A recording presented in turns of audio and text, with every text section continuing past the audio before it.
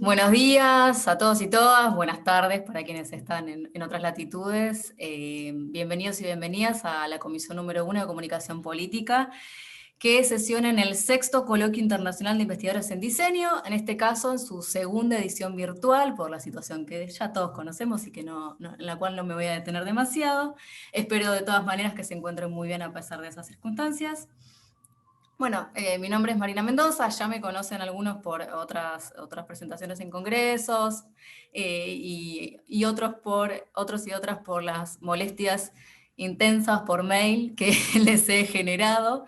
Eh, Soy doctora en Ciencias Sociales por la Universidad de Buenos Aires, docente tanto en la Universidad de Buenos Aires como en la Universidad de Palermo, y coordino junto con Mariano Dagati y Paulo Carlos López López esta línea de investigación en comunicación política que creamos en el año 2019 y que ya va por la segunda edición, segundo cuaderno.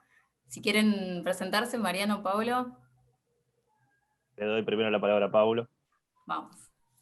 Bien, bueno, muchos ya me conocerán. Un placer estar con todos ustedes aquí a las 3 de la tarde, ¿a qué hora en España? A las 3:07. Mi nombre es Paulo Carlos López López, soy doctor en comunicación y profesor en la Universidad de Santiago de Compostela. Y quiero agradecer principalmente tanto a Mariano como a Marina el trabajo que están desarrollando, que estamos desarrollando para impulsar una línea de investigación, creo que muy importante, relevante en el marco de la Universidad de Palermo y de este congreso, con vocación de continuidad, con vocación de generar ya el segundo cuaderno. Al final presentaremos el Call for Papers del tercero y con la posibilidad de establecer e institucionalizar esta comisión que creo que ya ha dado muy buenos resultados el año pasado y que vistos las contribuciones de este año también ha tenido un resultado muy satisfactorio. Entonces, agradecerles a todos y a todas su participación aquí y su contribución al cuaderno, que estoy seguro de que tendrá un éxito en su difusión y en su circulación en redes. Y nada, un abrazo y que se cuiden y sobre todo que pronto pase esto. Bueno, muchas gracias, Paulo. Me presento muy brevemente. Muchos de los que están acá es como una gran sala de amigos en algún punto, con muchos de quienes están acá. Bueno, para quienes no me conocen, yo soy Mariano Dagati. Trabajo en el área de comunicación y análisis del discurso. Hice mi doctorado en filosofía y letras en el área de lingüística / análisis del discurso. Y bueno, para mí también es un placer compartir nuevamente por segundo año consecutivo el espacio con Paulo y con Marina y también con algunos de los expositores. Esperemos que tengamos una buena jornada, no quiero quitarles demasiado tiempo, pero simplemente destacar esto que marcaba Paulo acerca de la importancia del espacio y de la continuidad de cara a los próximos años. Así que bienvenidos a todos y buena jornada. Bueno, gracias Pablo, gracias Mariano. Coincido plenamente y me sumo a los agradecimientos y sobre todo en este contexto tan hostil por momentos, ¿no? Crear una producción como la que logramos en conjunto, me sumo también a sus elaboraciones, es realmente un gran logro. Como les contaba por ahí Paulo, la primera convocatoria hicimos un llamado un poco más abarcativo, más amplio, para ver un poco cuál era la agenda de investigación de la comunicación política en América Latina. Y bueno, el contexto pandémico nos obligó el año pasado a orientar las investigaciones hacia ese contexto, a ver más o menos cómo podían trazarse esas líneas de investigación y hacia dónde se trazarían. Y es por eso que elaboramos esta propuesta, que dio como resultado un hermosísimo trabajo, que ya lo pueden ver subido en la página de la facultad, con 9 artículos, que son los que llegaron finalmente a la evaluación. Estos 9 artículos reflexionan sobre la comunicación política en épocas de pandemia, sobre prácticas informativas y creencias de lectores, usuarios, sobre la convivencia de los medios tradicionales y los medios conectivos y las nuevas lógicas de articulación de público y privado, entre otras cosas, desde distintos marcos teóricos y metodológicos. La organización esa que vieron en el índice del cuaderno 136, les repito el número para aquel que todavía no lo haya bajado, lo tienen ahí en la página como cuaderno 136, y el primero, para quien le interese también revisarlo en algún momento, es el 112. Es la misma organización que vamos a seguir hoy para exponer, con una única ausencia, que es la de Alejandra Vitali, que lamentamos muchísimo no contar con su participación, pero de cualquier manera, para que ustedes ya se vayan organizando, eso va a ser el orden de exposiciones. Les recuerdo súper rápido cómo es la dinámica para ya lanzar sus exposiciones. Cada uno va a tener, pueden usar también, pueden, digamos, presentar ahí abajo están copiándoles los links de los cuadernos. Pueden presentar en conjunto si es que están los dúos, que sé que algunos están presentes, pero cada uno tiene 7 minutos máximo, ¿sí? Yo les voy a estar tomando el tiempo, les voy a estar avisando cuando les queden 2 minutitos para terminar ese plazo.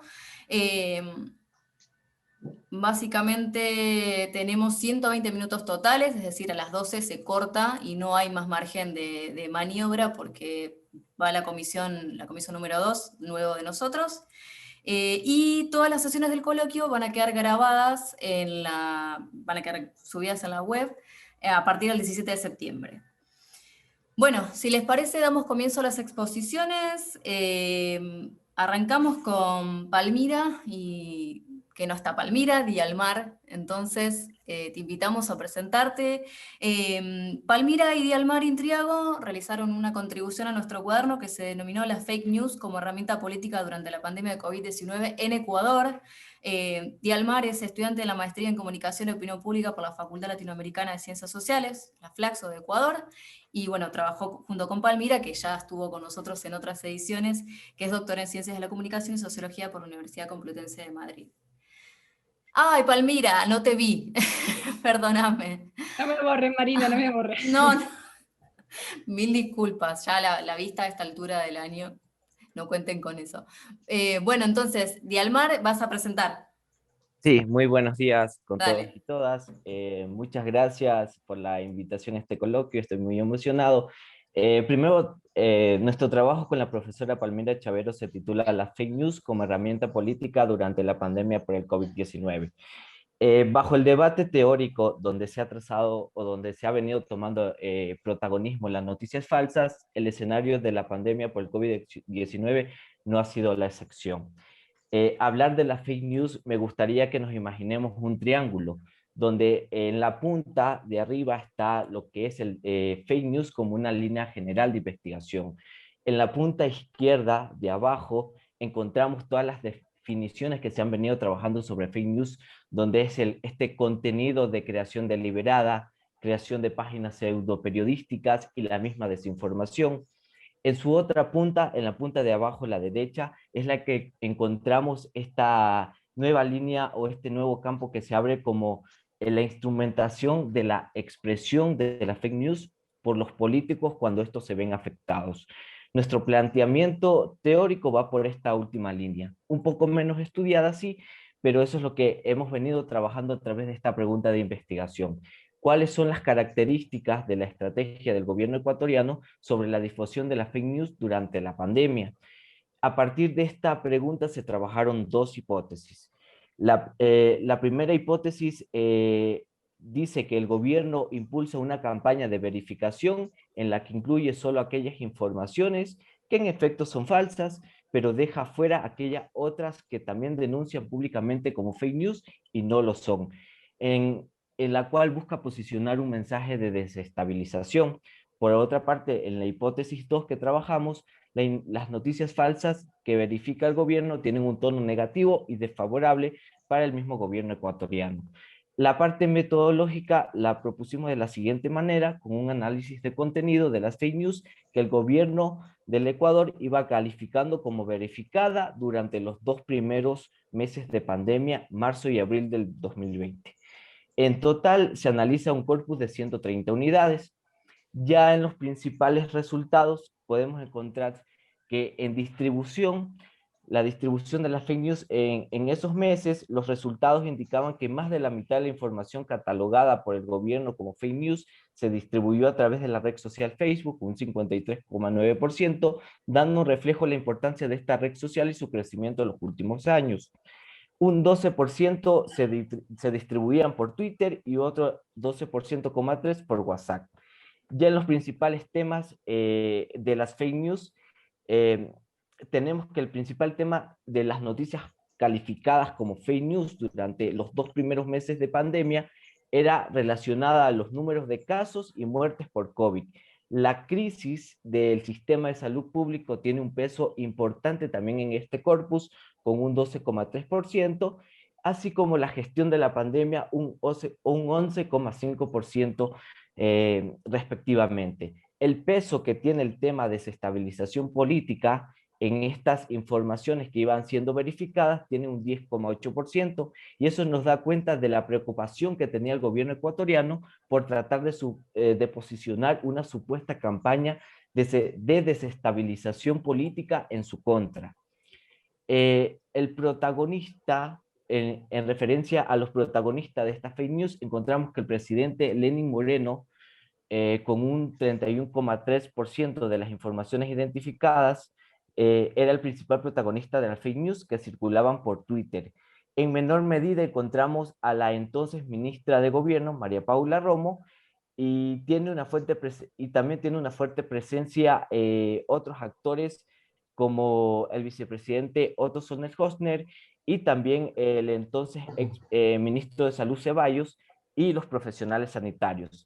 Aquí vemos una relación muy interesante, Lenin-Otto, vicepresidente y vicepresidente en ese entonces, porque el vicepresidente tuvo una sobreexposición mediática que fue relacionada con su condición de precandidato a la presidencia de la República. Todo ello parece indicar que el gobierno sacrificó al presidente, en este caso a Lenín Moreno, que ya contaba con bajos niveles de credibilidad al posicionarlo como objeto de las informaciones para proteger en este caso al vicepresidente de ese entonces, Otto Sonnenhösner.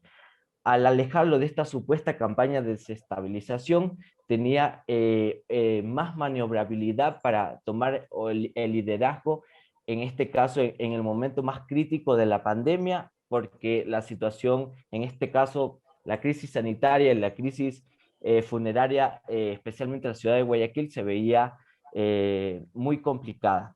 Ya en el tono y tipo de lenguaje encontramos que el tono era que encontramos que había tanto tono positivo como negativo, destacando el tema de los contenidos. Desde aquí se puede observar un alto porcentaje de 66 y 57% en temáticas de ayuda económica, que tiene un tono positivo y muy positivo, resultando un hallazgo interesante para nosotros, porque cuando entendemos que son las fake news, generamos una particularidad relevante, que las noticias falsas siempre tienen un tono negativista. En este caso no fue así.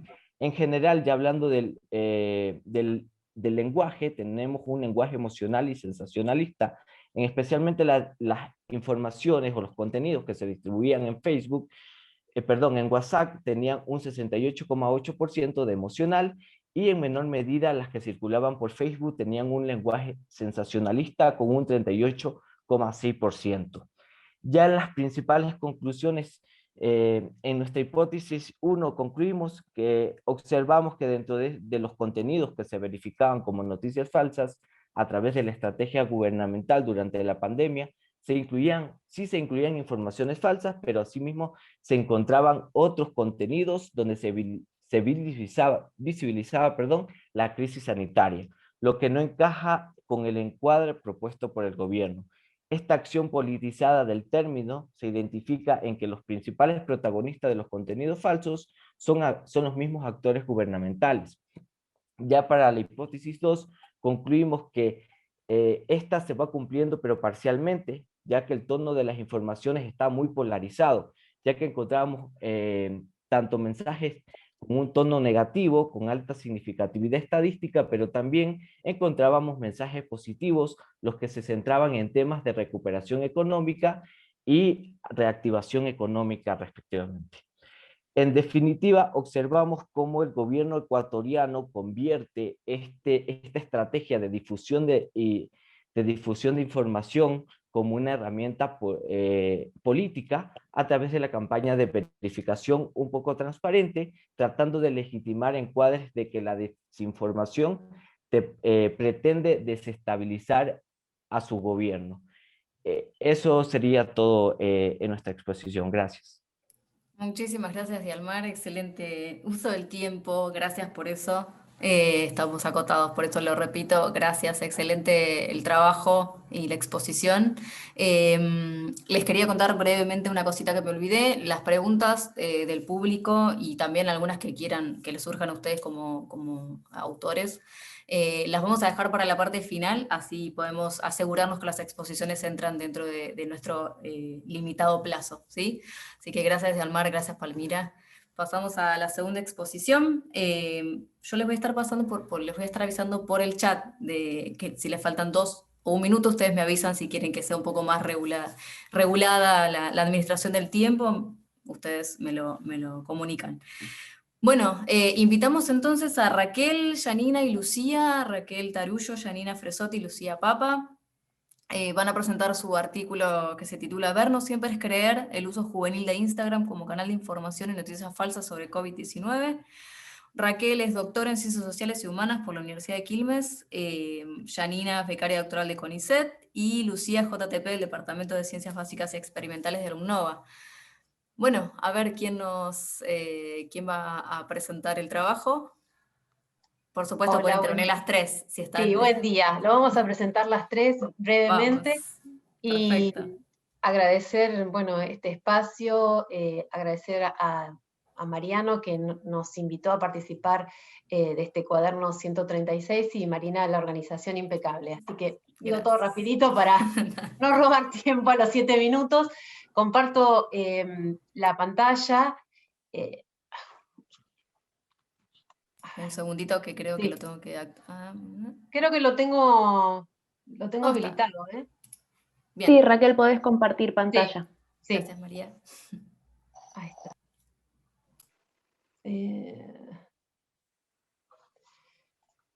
Bien. Quiero poner pantalla... No ven pantalla completa, ¿verdad? No, si puedes No. ahí abajo. Sí, ahí está. Ahí está. Bien, esta investigación es una investigación que en realidad venimos investigando qué hacen los y las estudiantes de la Universidad Nacional del Noroeste de la provincia de Buenos Aires en el espacio digital. Y bueno, como bien decía Marina, el año pasado nos encontramos con que, bueno, a ver qué otra cosa hacían, además de todo lo que ya venían haciendo, en un contexto determinado, que fue justamente primero el ASPO, después la DISPO, la pandemia y demás. Esta investigación la venimos llevando a cabo en un grupo interdisciplinario de docentes e investigadores e investigadoras de la UNOVA desde el año ya 2018, con distintas aproximaciones a este objeto de estudio, aproximaciones digo que va mutando también las prácticas y los usos y las apropiaciones del espacio digital por parte de los y las estudiantes. Justamente sobre estos cambios quisimos ver qué ocurría el año pasado y cómo se relacionaban con los contenidos informativos y desinformativos que estaban circulando en un año complejo, ¿sí? De manera más profusa que en años anteriores. Ante este nuevo contexto, fuimos, ¿no? a hacernos distintas preguntas en relación con algo que ya veníamos observando, y era el uso de Instagram como canal de información. Y en base a eso que veníamos ya viendo y una tendencia que venía creciendo, ¿sí? Nos empezamos a preguntar, bueno, cómo se utilizaba Instagram como fuente de información, es decir, cuáles eran las formas de acercarse a los contenidos informativos que circulan en Instagram por parte de este grupo que estamos estudiando, ¿sí? A partir de los contenidos informativos en relación con COVID-19 que consumían en Instagram, si existía alguna práctica de contrastación de eso que circulaban, si se preguntaba si había noticias falsas o no, ya que justamente la desinformación fue un contenido que también circuló, la desinformación como contenido también había circulado, ¿sí? Si valoraban la credibilidad y en qué basaban esta credibilidad otorgada a los contenidos que circulaban por Instagram, ¿sí? Y si ellos y ellas se consideraban con habilidades como para detectar contenidos desinformativos en relación con COVID-19. Le dejo que el método lo explique Lucía. Ahí está, estaba silenciada por el ruido ambiente. Bueno, buenos días. Para recolectar los datos lo que hicimos fue diseñar una encuesta online. En realidad lo llevamos a cabo entre el 1 de junio y el 10 de julio. El objetivo en realidad nos llevó a hacer una investigación exploratoria. La encuesta, por supuesto, fue anónima. Y generó una muestra que fue no probabilística. Por supuesto entendemos que no todos los alumnos tienen el mismo poder de acceso. Intentamos promocionarlo, el link de acceso a la encuesta estuvo disponible en la plataforma para que todos pudieran tener, por lo menos enterarse y elegir participar. Y bueno, todas las preguntas que hicimos fueron varias, pero algunas van a poder ver los resultados acá, todas no vamos a poder presentar. Y bueno, si bien Ra lo dijo, lo hicimos dentro de lo que es el contexto de UNOVA, ya que en realidad a la universidad participan o asisten alumnos que son la mayoría, el 85% es del centro del país, porque no todos residen en las dos localidades que tiene sede la universidad. Entonces generó en cierto modo una representación de ese tipo de alumnado. Por lo menos los resultados están orientados a ese tipo a ese grupo. Ahora los resultados. Bueno, buen día. Yo les voy a comentar algunos de los resultados que estuvimos encontrando. En primer lugar, bueno, confirmamos el tema de que Instagram ocupa un lugar preponderante para el consumo de las noticias. De hecho, el 100% del estudiantado dijo informarse sobre el virus mayormente por Instagram y por WhatsApp. Después le siguen, bueno, como ven ahí en el gráfico, Facebook, la televisión, Twitter y los portales digitales de los medios periodísticos. Después les preguntamos también la forma en que acceden a las noticias, y ahí encontramos que la enorme mayoría se encuentra con la información de manera accidental. Esto es, mientras navegan por Instagram o cuando ven las historias que comparten sus contactos.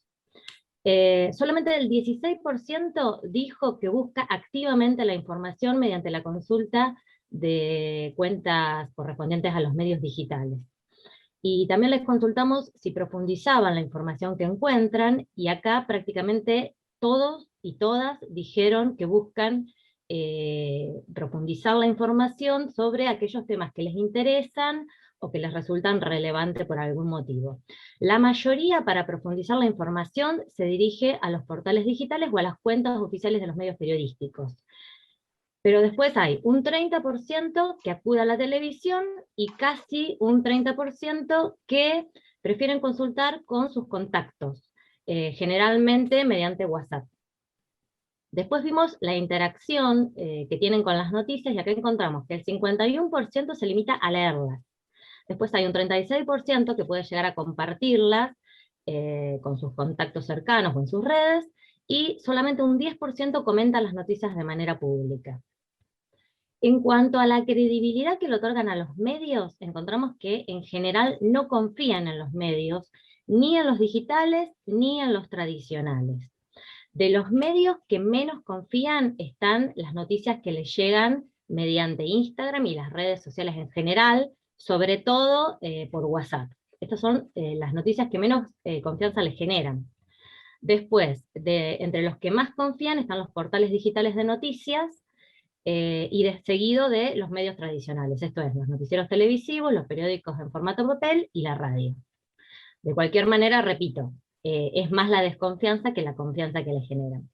Después también les preguntamos su percepción sobre la información engañosa, si ellos y ellas pensaban que tenían o no, si contaban o no con herramientas para identificarlas, y acá encontramos que casi la mitad de las personas consultadas afirmó que tiene muchas o bastantes herramientas para detectar las noticias falsas.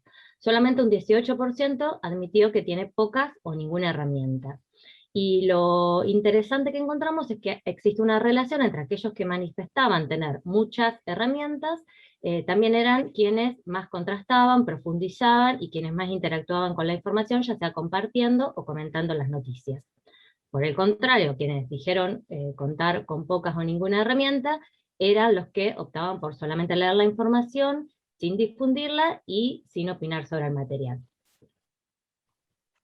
Brevemente, bueno, vimos así como grandes tendencias, ¿no? En este estudio exploratorio, este acceso incidental y este encuentro y efímero con la información que se da en esos mismos canales donde ocurren otras cosas, que no es justamente el ir a informarse, ¿no? Esto ya había sido observado en nuestros estudios, sobre todo en Facebook. Lo que estamos viendo es que esta mutación, que ya ni siquiera es mutación, ya están en Instagram para y las más jóvenes, para realizar todo tipo de actividades, incluso informarse, pero como una actividad secundaria mientras están haciendo otras cosas, ¿sí? Por eso la relevancia que adquieren los pares, ¿no? en esta circulación de contenidos informativos y desinformativos, porque hay una gran cantidad que dijo informarse a través de las historias, ¿no? Porque pueden o no seguir a medios, pero el valor que adquiere ese contenido sobre COVID, en este caso, subida a una historia por un contacto cercano. Generalmente lo que intentan después, en entrevistas que hicimos después, la importancia que adquieren estas historias entre mejores amigos, ¿no? Después, Instagram no es del todo confiable, pero digo que me informo ahí, pero sí contrasto sí con quienes supuestamente me van a informar verdaderamente, ¿no? Entonces hay una contrastación porque se creen ¿sí? El estudiantado con habilidades para ver si una noticia es o no, o al menos generar duda, ¿no? Les genera duda.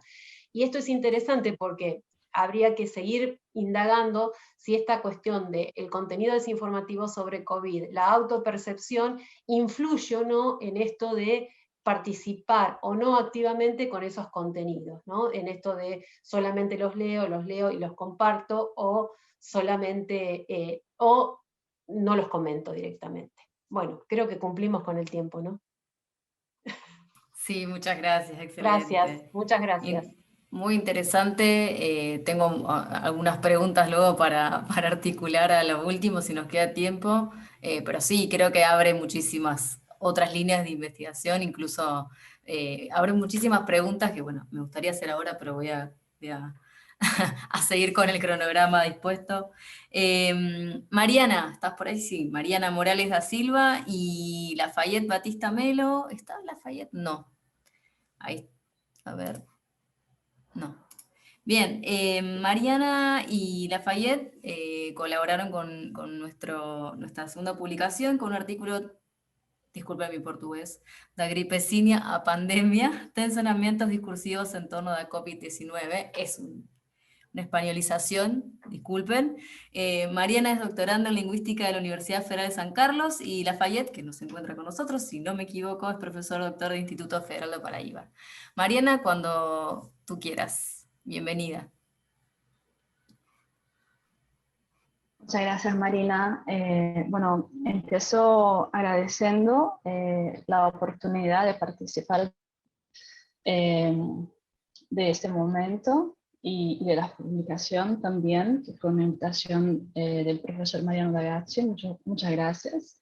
Y a Marina por toda la coordinación, todos los correos, siempre muy atenta, muy amable en todos los momentos. Yo voy a presentar sola por una cuestión de idioma, que Lafayette no pudo participar, y preferimos, como el artículo está en portugués, por lo menos este momento de presentación, ser en castellano, ¿sí? Y así que bueno, perdóname si cometo algún error en el castellano, voy a intentar hablar el más despacio posible para ser comprensible. Bueno, nosotros hicimos una investigación de cómo la COVID-19 es significada y resignificada por diferentes actores sociales en el contexto brasileño, ¿sí? Así que metodológicamente elegimos distintas formas que en el contexto brasileño la pandemia y la COVID fueran nomeadas, como se hablaba de la pandemia, en distintos actores sociales que establecen interacciones conflictuosas, o sea, polémicas.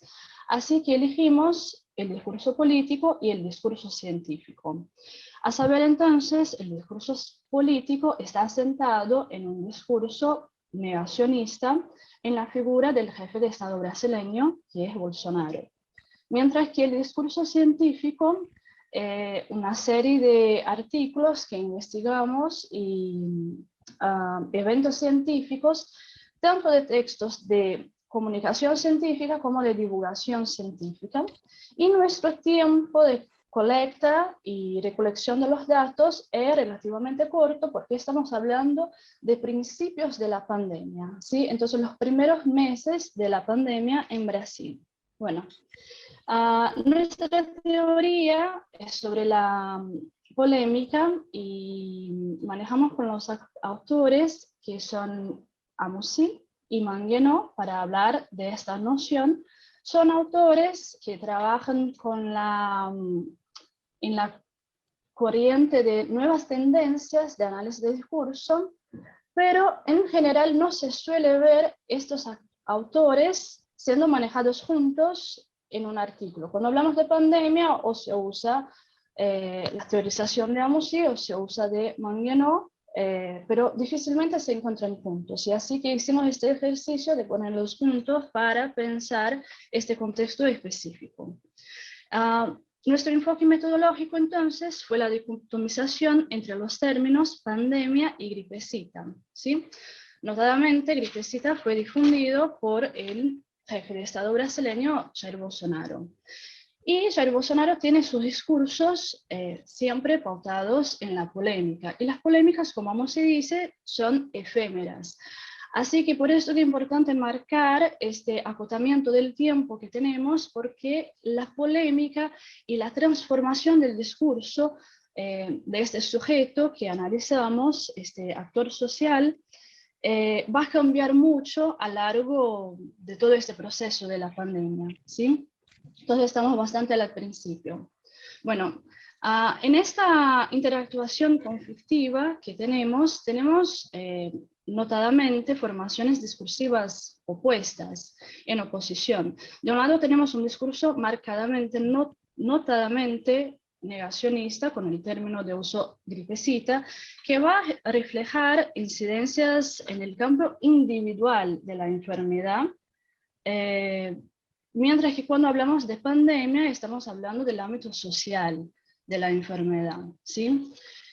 Y después que Bolsonaro dijo de la gripecita, que dijo algo más o menos así como, bueno, después de un cutillo, no será una gripecita que me va a derrubar, ¿sí? El cutillo es de la época de las campañas, ¿sí? Que él recibió un cutillazo, que ahora volvió en la media porque está hospitalizado y dice que en función de esto. Bueno, solo para contextualizar la cuestión. Polémica, de este polémico discurso, hay que decir que hay muchos actores que empezaron a interactuar con este discurso, y uno de estos es el discurso de la ciencia. Así que hay muchas otras interacciones que no vamos a hablar, es solo de la ciencia, y la ciencia interpretamos como una estrategia casi de resistencia al, en tantos artículos, tantos eventos, seguir repitiendo insistentemente con el término pandemia, como un acto de resistencia. Cuando entonces se torna insostenible por todos estos actores de seguir diciendo gripecita, vemos que el discurso de Bolsonaro cambia. Y entonces empiezan los cuestionamientos. Bueno, eso no un discurso negacionista, porque el jefe de Estado brasileño pasa a usar el término pandemia. Y ahí que analizamos como un proceso de intercomprensión regrada, que es un concepto de Manguenó en que tenemos un mismo otro discurso de Bolsonaro.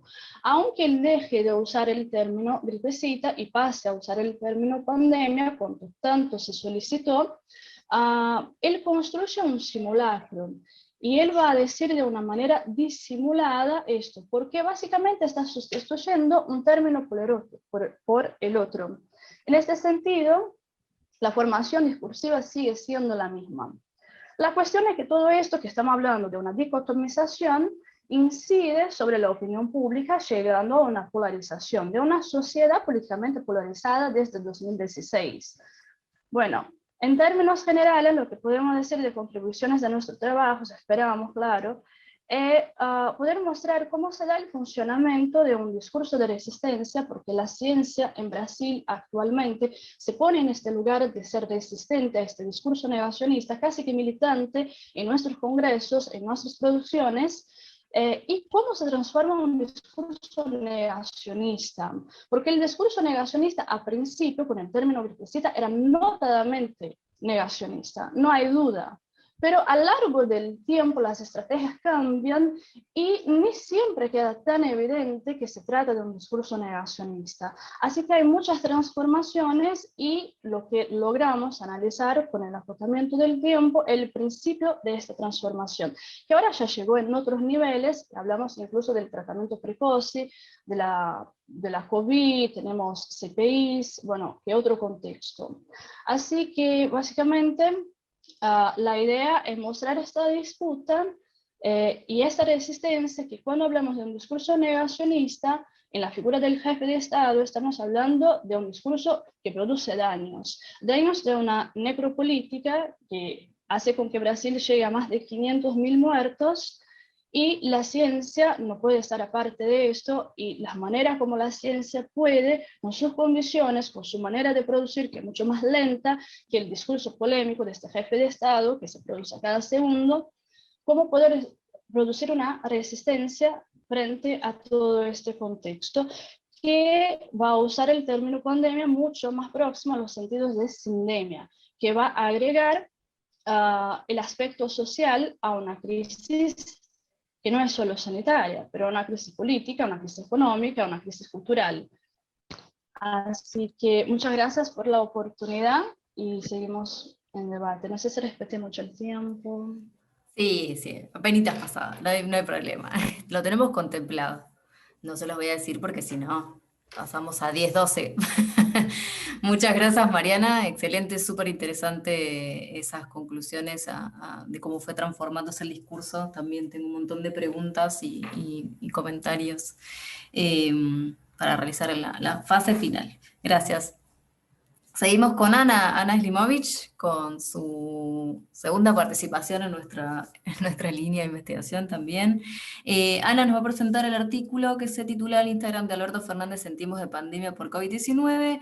Ana es doctora en Ciencias Sociales y licenciada en Ciencias de la Comunicación por la Universidad de Buenos Aires, y también es investigadora del CONICET con sede en el Gino Germani. Bienvenida, Ana, todo tuyo. Bueno, muchas gracias. Estoy viendo si puedo compartir pantalla. Si no puedo, no importa. A ver. Deberías tener habilitación, ¿cierto, María? Sí, debajo de la pantalla en la flechita verde. Ahí está, perfecto. Ahí está. Ahí se ve en presentación grande, ¿no? Completa. Ahora sí. Bueno, muchas gracias Marina, Mariano, Paulo, por la inclusión en el espacio y en Cuadernos nuevamente. Voy a presentar, como bien dijo Marina, el Instagram de Alberto Fernández en tiempos de pandemia por COVID-19. Y bueno, por temas de tiempo no voy a hacer énfasis en el marco para poder contar un poco de los resultados, pero sí quería decir dos palabras contempladas en el tiempo que tengo en relación al marco específico que tiene que ver con la situación de pandemia. Y yo estoy trabajando desde las teorías de la mediatización de la política y la sociosemiótica, pensando en la relación entre las lógicas políticas y las lógicas mediáticas, y en este marco de la pandemia, también en el rol que tienen entonces en estos procesos de mediatización las lógicas sanitarias. Y dos o tres características en relación a qué supone en términos de consumo mediático la pandemia. No es el eje del artículo, pero sí hace a cómo es la comunicación política de Alberto en Instagram. Bueno, un proceso de transformación que estamos viviendo y que todos conocemos, de las prácticas sociales, económicas y políticas que se han digitalizado, y por ende también un aumento de la cantidad de discursos sobre el brote, sobre la pandemia, bueno, este año sobre la vacunación, etcétera, que hace que no sean todos voces, podríamos decir, autorizadas, y esto se mixtura con la información oficial, que es la que yo estoy estudiando en este trabajo. Este trabajo se inserta en una investigación mayor que estoy llevando a cabo en el marco del CONICET, en relación a cómo es la mediatización de la política en pandemia en general. Bueno, algunas de las cuestiones que fui a observar en el Instagram de Alberto tenían que ver, entre otras, con ver cómo es la relación con el tipo de internauta al que está interpelando en cada uno de los momentos de la pandemia. Es decir, a nivel analítico hice una distinción entre distintos momentos que tienen que ver con la situación de la pandemia, es decir, un momento previo a la pandemia que tiene que ver con esos primeros meses, siempre mirando el Instagram en este caso, ¿no? Esos primeros meses de Alberto Fernández antes de que se declare el coronavirus pandemia, después el momento de marzo, que es bueno, la declaración y el inicio de la pandemia, después el momento de junio, que es cuando ciertas provincias y ciudades salen de la cuarentena y pasan a otro tipo de confinamiento, al aislamiento, y el momento de noviembre en el cual pasa la zona denominada AMBA, finalmente termina la cuarentena AMBA. Entonces, mi idea, que tiene un supuesto, digamos, teórico detrás, es que en cada uno de esos momentos hay distintas situaciones en la comunicación política, específicamente en este caso, en el Instagram de Alberto. Entonces, ir a ver si, por un lado, qué continuidades había de los modos de mediatización de la política que yo estudié previos a la pandemia, y por otro lado, una comparación en los distintos momentos de la pandemia. Bueno, muy rápidamente, no voy a llegar a desarrollar cada momento, pero sí algunas cuestiones generales. Este es el momento 1, en esta, digamos, distinción analítica, que es enero y febrero de 2020, bueno, y la parte de diciembre, en la cual en el Instagram de Alberto, tanto en las stories como en las publicaciones, lo que se observa es la continuidad de lo que llamamos el acontecimiento político-mediático, es decir, esos acontecimientos de gran envergadura, que tienen difusión, que son replicados por otros medios y otros tipos de repercusiones en las redes sociales.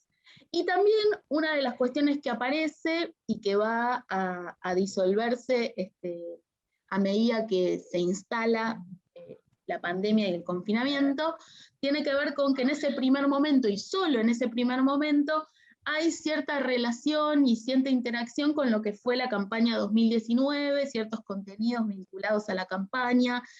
Esto me parece bien interesante, digamos, plantea como una primera observación para seguir indagando, que es que todas las relaciones y las interacciones con un adversario político, digamos, en términos beronianos, todas las relaciones con la parte más adversativa, la parte más polémica del discurso, desaparecen cuando se instala la pandemia. Es decir, esto está en esos primeros meses, que podríamos decir es como la comunicación política prepandemia, y va a desaparecer después. En el momento 2 y 3, para hacer como un mix y poder llegar con el tiempo, en el momento 2 y 3, lo que se observa es justamente esto. Bueno, este caso es una publicación, una de tantas, en la cual se lo puede ver con el jefe de gobierno de la Ciudad de Buenos Aires, Horacio Rodríguez Larreta, y se va ese que antes era configurado como adversario, en los momentos de la pandemia es configurado desde una posición de diálogo. Esto vamos a ver que hacia el final del periodo observado, es decir, hacia fin de año, va a tener de vuelta un nuevo giro, digamos, porque no sé si recuerdan que noviembre de 2020 fue un mes en el cual baja la caída de infectados por coronavirus en Argentina. Después vuelve a subir, pero en ese mes baja. Entonces, ese momento también se evidencian ciertos cambios en la comunicación política. Y para ir cerrando, 2 o 3 palabras sobre el último momento, que es que mencionaba, de noviembre de 2020, una cuestión que se evidencia en todo el año, en todo 2020, es que en el momento previo a la pandemia, enero y febrero, hay cierta predominancia de contenidos vinculados a lo público, pero sin embargo aparecen ciertas relaciones con lo íntimo, con lo privado. Todo esto va a desaparecer cuando se instala la pandemia, es decir, pareciera que la emergencia sanitaria no deja lugar para que en el Instagram haya espacio para aquello que no tiene que ver con la gestión, con la vacunación o con el confinamiento. Y eso se mantiene incluso en noviembre, que es el momento del pasaje al dispo del AMBA. Después aparece por primera vez en todo el año nuevamente ciertas referencias a lo que había sido la campaña de 2019, es decir, que vuelven los contenidos vinculados a la interpelación a cierto adversario político, sobre todo el macrismo. Y por último, y con esto cierro, hay también una transformación en el tipo de internauta que es interpelado, porque durante las primeras meses del confinamiento, la interpelación era más que nada ese internauta que llamamos internauta ciudadano, que era un internauta que no necesariamente era un seguidor, y en el análisis de este mes de Instagram de Alberto Fernández ya se evidencia que se empieza a interpelar a otro tipo de internautas, como por ejemplo aquellos que son seguidores del Frente de Todos, que son capaces de producir discursos políticos y contenidos políticos a favor del presidente y del partido. Bueno, con eso termino. Muchas gracias. Muchas gracias a vos, Ana, excelente, como estamos acostumbrados ya, y esperando también el momento de nuevos momentos de análisis, ¿no? Sobre todo el inicio de la vacunación y el avance de la vacunación en Argentina también sería súper interesante seguir leyéndote, y sé que se ha estado trabajando en ese sentido, así que lo buscan por ahí, lo van a encontrar. Bueno, seguimos con Yamila Aram. Nos va a presentar su ponencia titulada Intratables en Pandemia, cambios y continuidades en el panelismo televisivo. Yamila es doctora en Ciencias Sociales también por la Universidad de Buenos Aires y magíster en Comunicación y Cultura, licenciada en Ciencias de la Comunicación por la Universidad de Buenos Aires también. Yamila, si estás por ahí, te he visto. Ahí va. Yamila, si querés contar, sí, te escuchamos. Si querés contar qué es Intratables para los compañeros y compañeras de otros países, seguro te agradecen. Bueno, dale. Bueno, buenos días y buenas tardes a todos, a todas. Una alegría estar acá. Muchas gracias por la invitación, en especial a Mariano. Y lo que vengo a compartir es un trabajo que está marcado en una investigación mayor, en el marco de un proyecto de investigación PAICT, que tiene por objetivo analizar el panelismo en la televisión argentina, tanto en producción como en recepción. El panelismo, o qué es el panelismo televisivo, hacemos referencia a diferentes tipos de programas, digo por ahí para los compañeros de Brasil, España y demás, que no sé si lo llaman de esa manera, tiene otra forma de denominarlo.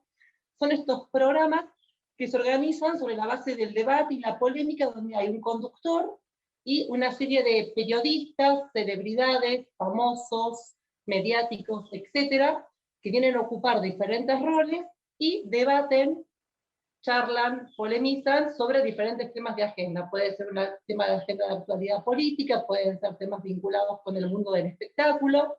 Y estos programas de panelismo atraviesan diferentes géneros televisivos, desde programas de espectáculo, actualidad, entretenimiento, etc. Y son unos tipos de programas que están ocupando una gran cantidad de horas de pantalla en la televisión abierta argentina, donde hay aproximadamente, por lo menos con los datos de la última investigación que hicimos durante el año pasado, un 24% del total de la programación de los canales privados de aire están conformados por estos tipos de programas que a su vez son muy económicos, ¿no? Porque es un set de grabación, 5 o 6, por la pandemia menos, panelistas, conductor, y un archivo, un archivo sobre la base de programas de televisión, radio, redes sociales, etcétera, que es como el disparador del debate, como una suerte de resumen de lo que pasó en el día.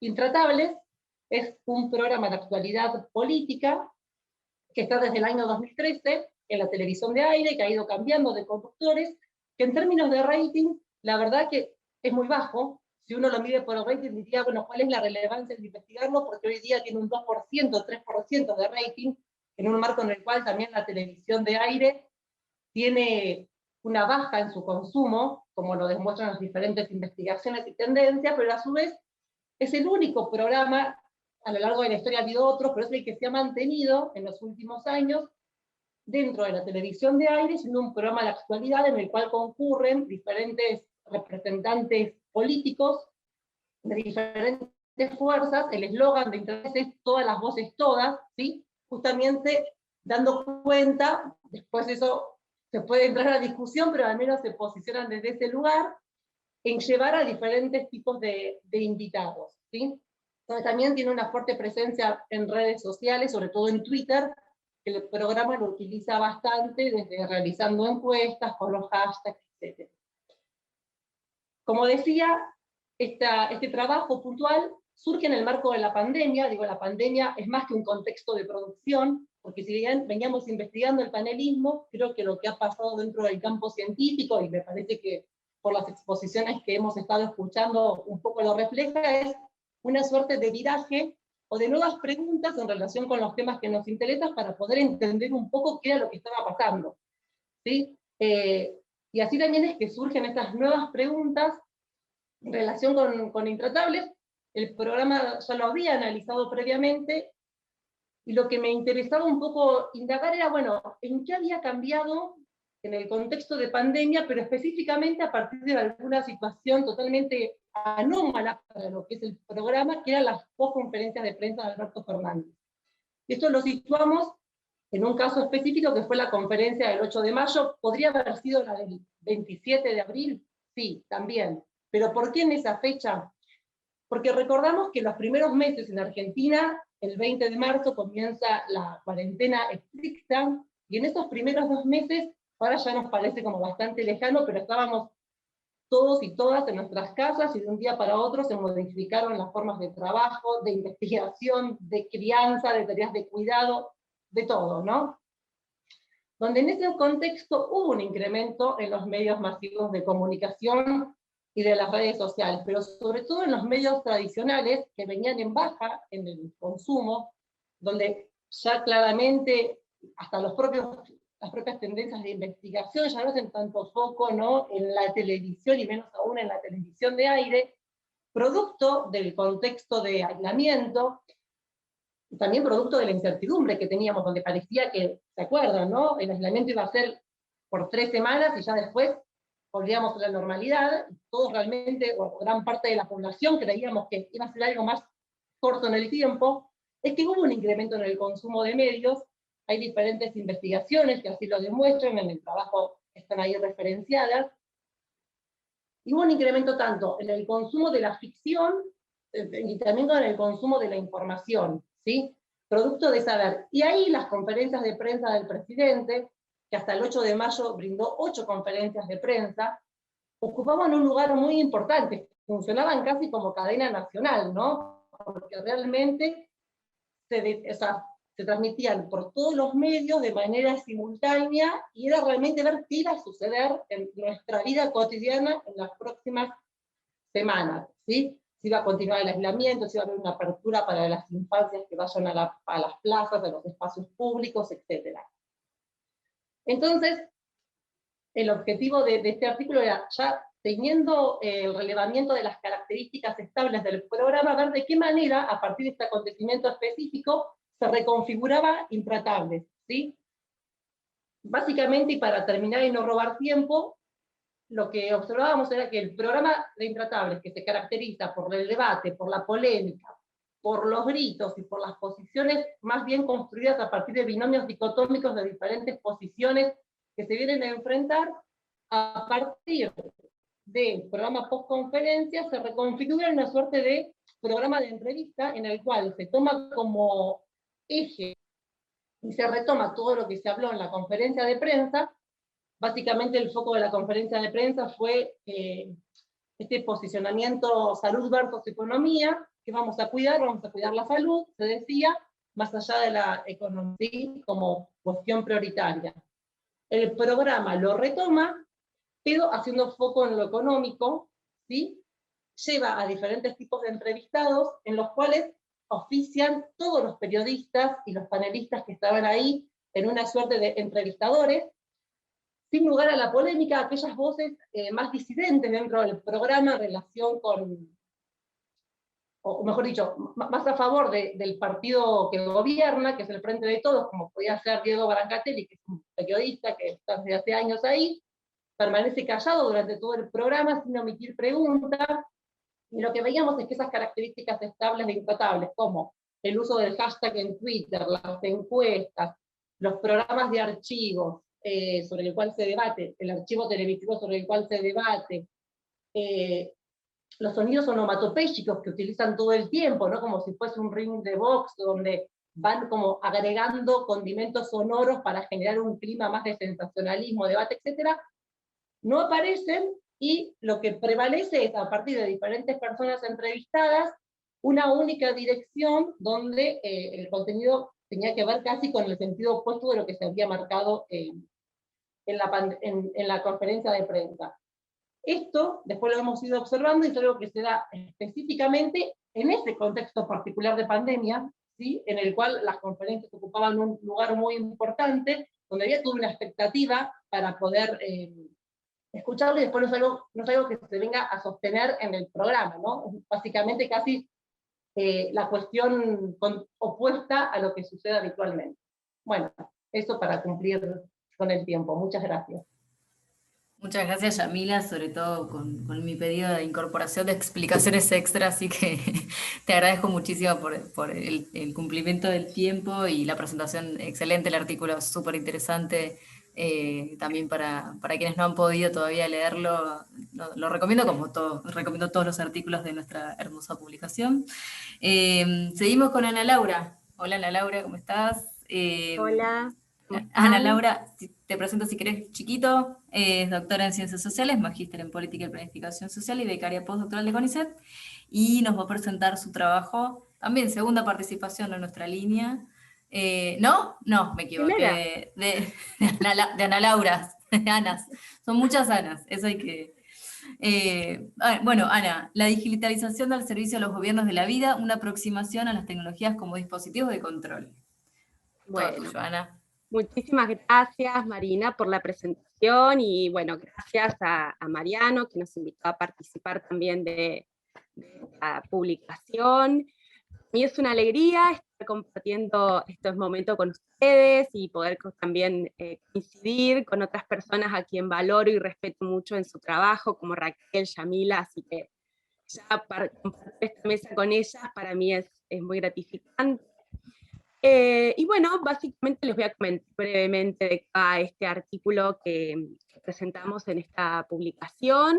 La propuesta del artículo es reflexionar sobre 3 aplicaciones para teléfonos móviles que lanzó el gobierno de la provincia de San Luis entre abril y mayo del 2020. No son las únicas aplicaciones que lanzó en el contexto de la pandemia, sino que seleccionamos estas 3 solo a efectos de poder llevar a cabo un análisis o una problematización. El artículo tiene como fin justamente reflexionar y abrir preguntas para seguir pensando, ¿no?, en el alcance y en la dimensión política que subyacen a estas estrategias de desarrollo que se implementan desde los gobiernos.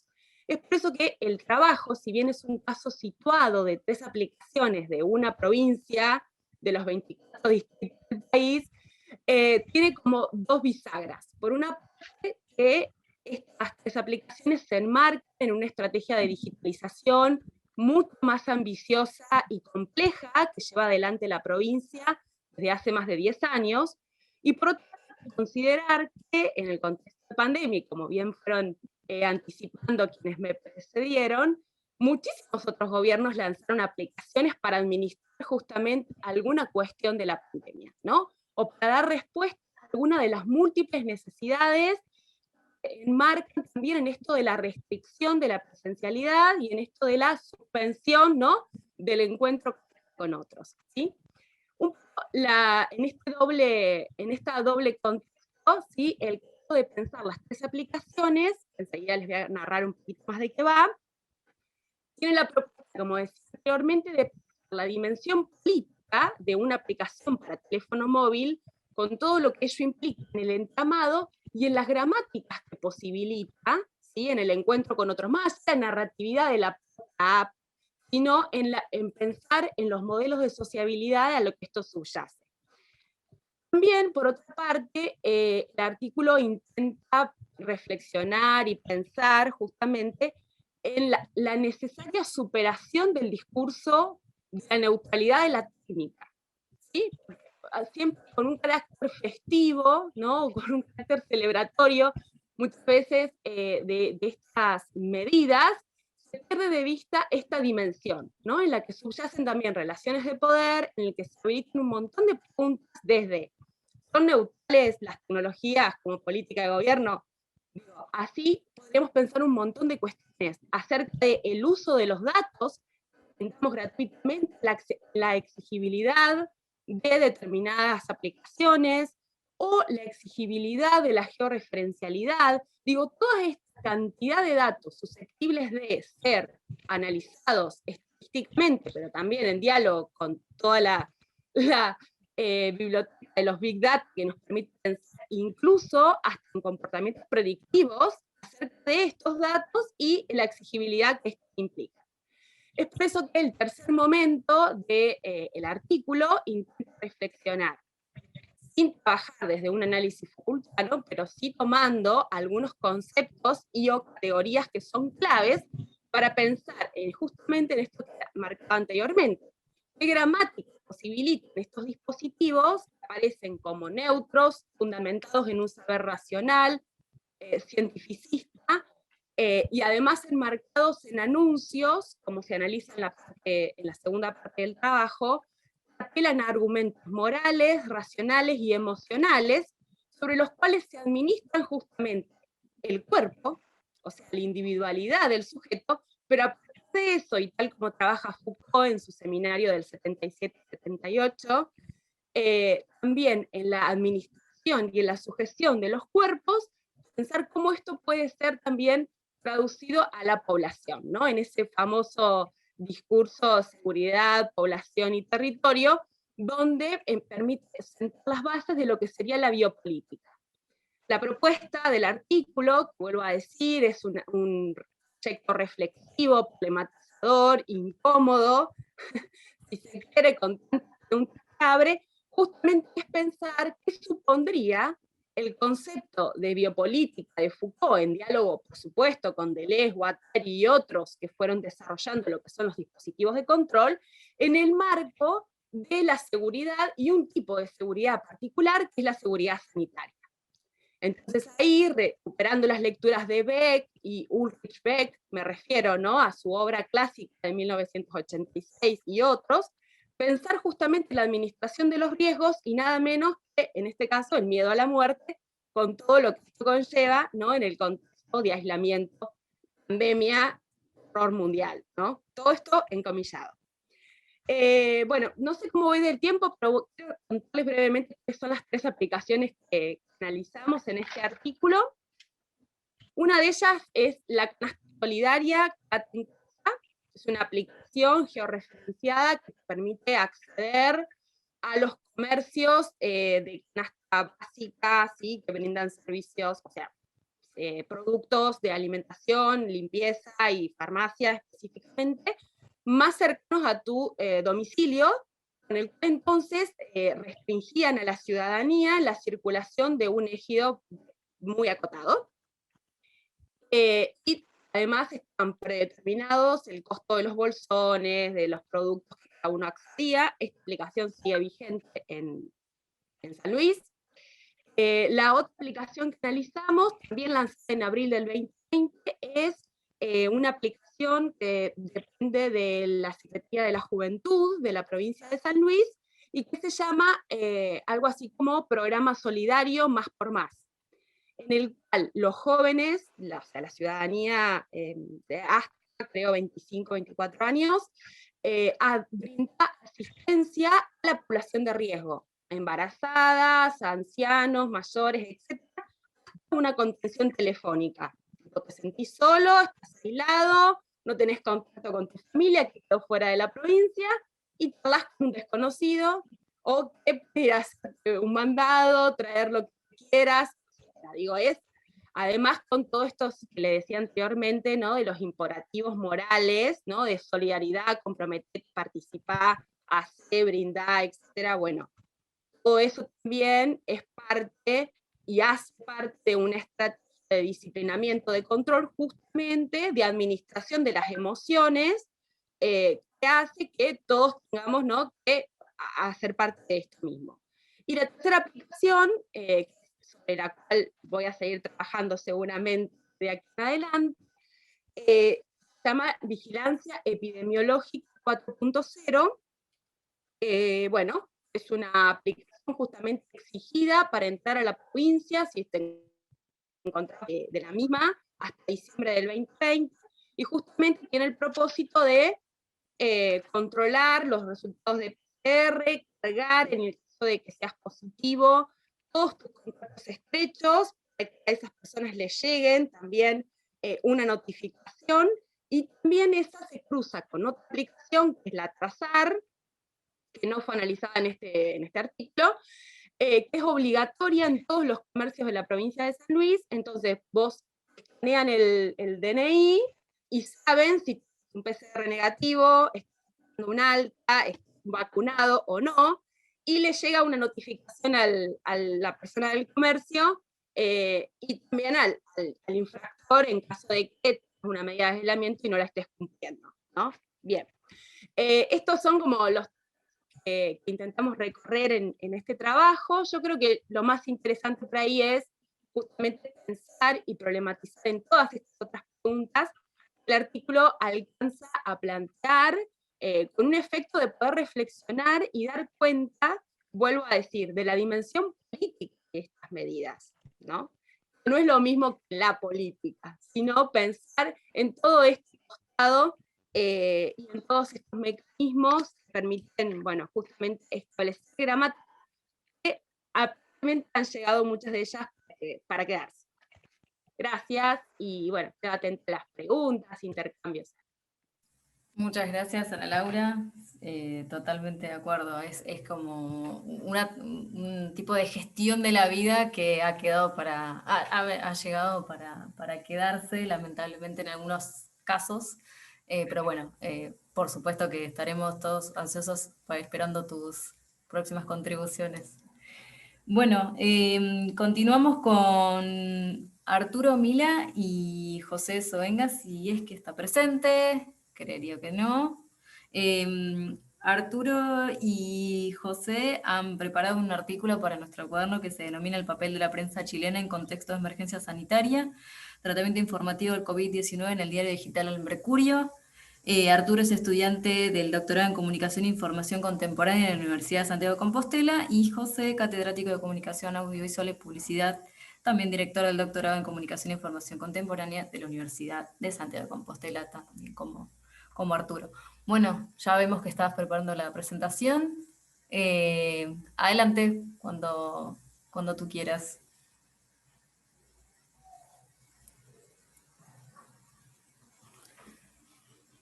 A ver, se ha quedado ahí. ¿Podemos verlo en pantalla completa?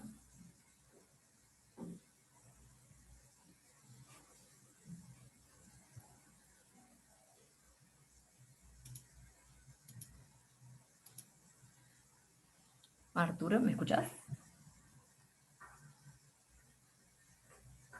¿Me oyen? ¿Ahora sí me oyen? Ahora sí, perfecto. Ahora sí. Ok, como les comentaba, este trabajo se titula El papel de la prensa chilena en contextos de emergencia sanitaria. Tratamiento informativo del COVID-19 en el diario digital El Mercurio. Este trabajo se deriva de mi tesis doctoral en proceso. Para hablarles un poco del tratamiento del problema. ¿Qué se busca analizar? El tratamiento mediático de la pandemia en el diario digital El Mercurio.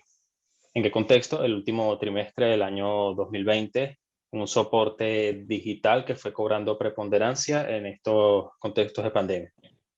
Nos encontramos con un corpus de 247 noticias y como objetivos específicos identificar las principales temáticas derivadas del COVID-19 y determinar el enfoque del tratamiento de dicha información en el diario. ¿Cuál es nuestro contexto de estudio?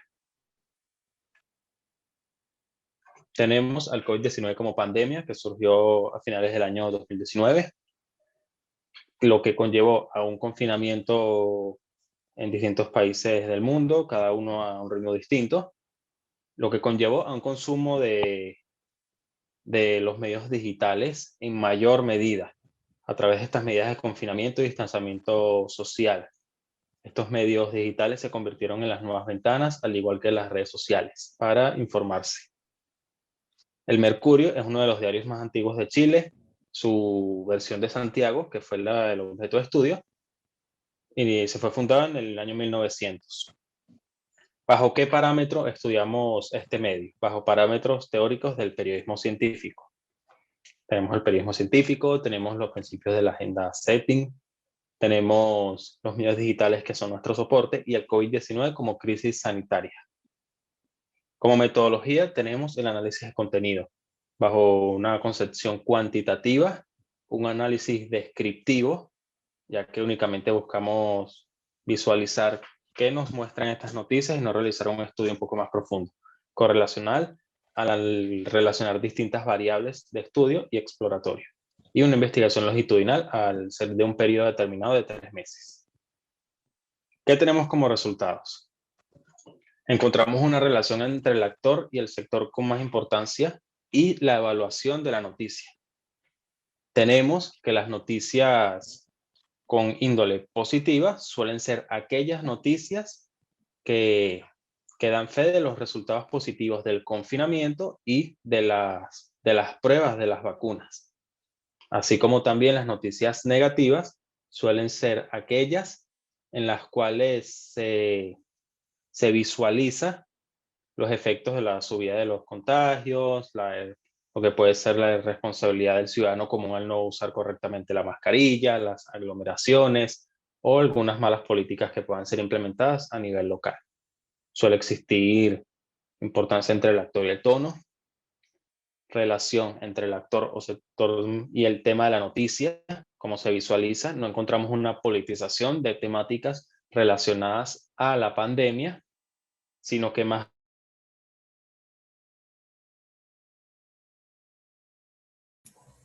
Te perdimos, Arturo.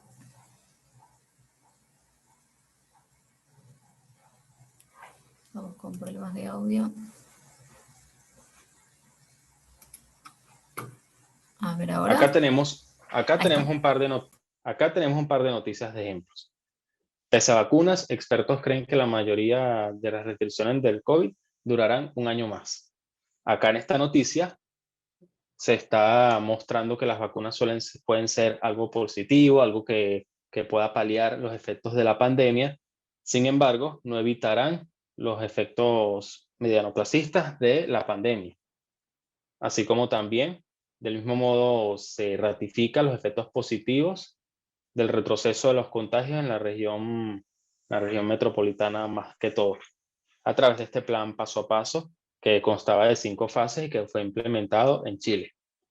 A menudo también podemos encontrarnos con noticias que ratificaban la importancia del cierre de fronteras. En el caso de Chile, las fronteras han estado abiertas únicamente 21 días desde que inició la pandemia, en el mes de diciembre, y el resto del tiempo han estado cerradas, tanto para la salida como para la entrada de turistas extranjeros.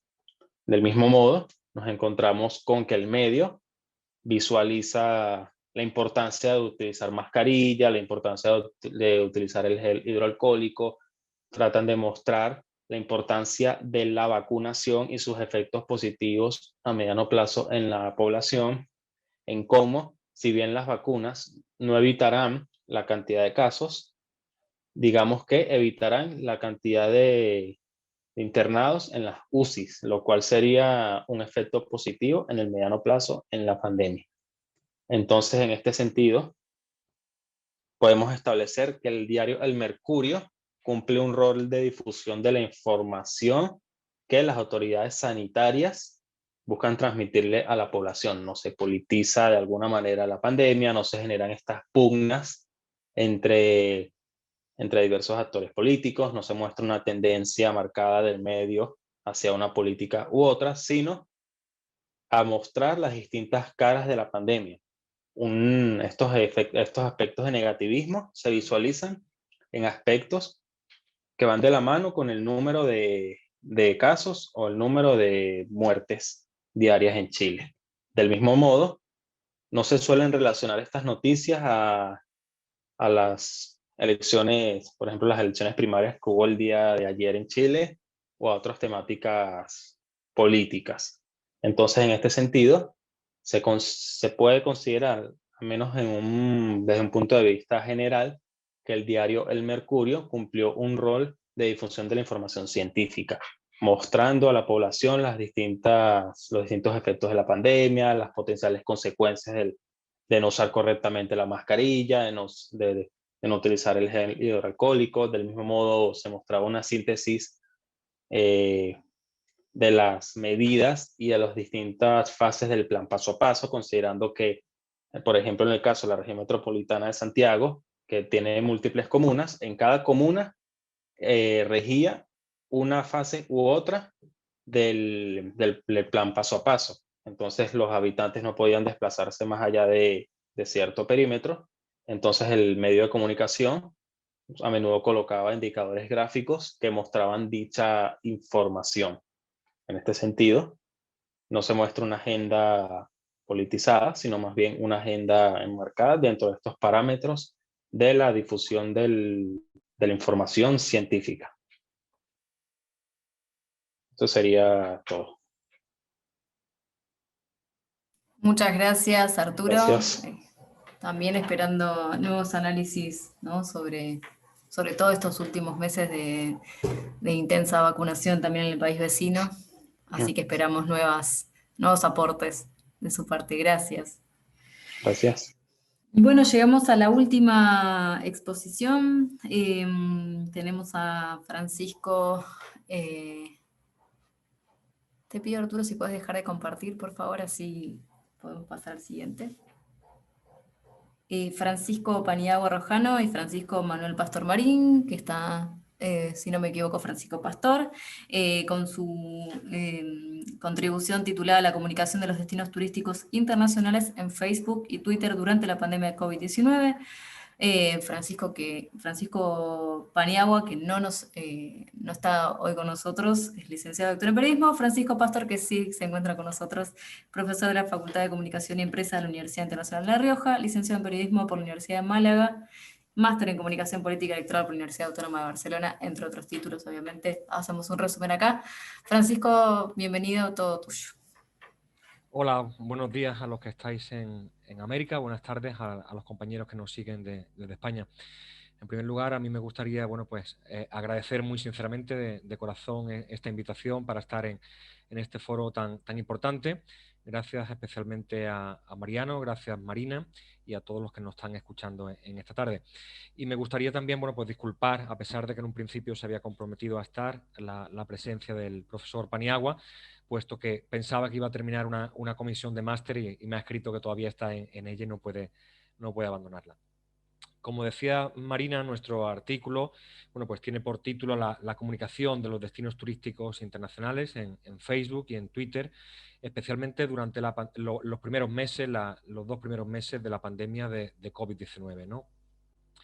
Quizá esto que puede parecer en un principio un asunto muy especializado del sector turístico e incluso con poca relación con la comunicación política, pero hay que tener en cuenta que bueno, pues forma parte también de mi tesis doctoral que se va a presentar en el próximo mes de septiembre, y que nosotros en la investigación que hemos venido realizando en los últimos años, el profesor Paniagua y yo, pues consideramos que, como se ha puesto de manifiesto también en otros estudios, la comunicación turística en la época actual pues tiene mucho que ver con la imagen, especialmente que desprenden las ciudades, y por tanto pues afecta a la economía, al propio funcionamiento de la institución municipal, y tiene una importancia que puede trascender lo meramente turístico.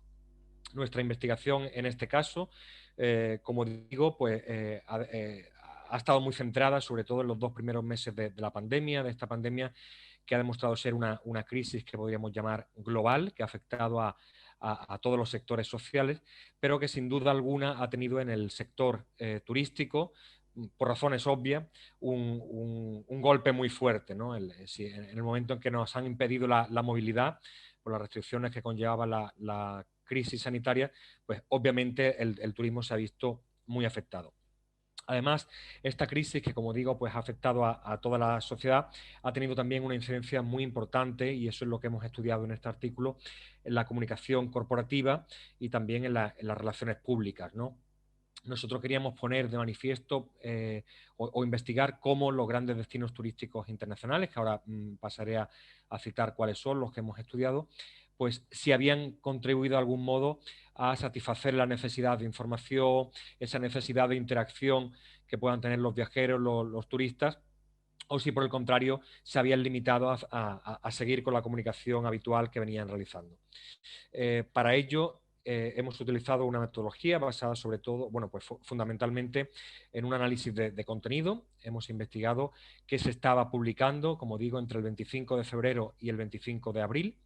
La elección de estas fechas no ha sido baladí. La elección del 25 de febrero fue porque ese día se detectó el primer caso de coronavirus en España, con lo cual, y en esos días fue la primera vez que la Organización Mundial de la Salud habló por primera vez, como digo, de pandemia, y hasta el 25 de abril, porque fue lo que duró, al menos en esta parte del mundo, el primer confinamiento fuerte, ¿no? Cuando no podíamos salir de las casas.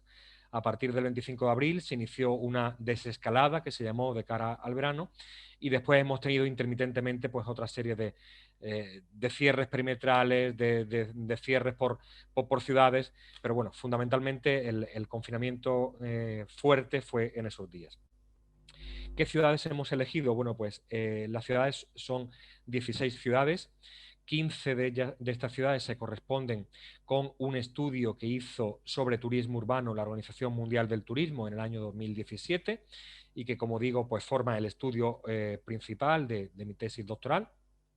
Son destinos urbanos, todos ellos, que han destacado pues, por diferentes razones, por sus buenas prácticas, por uso de tecnología, por apoyo de la sostenibilidad.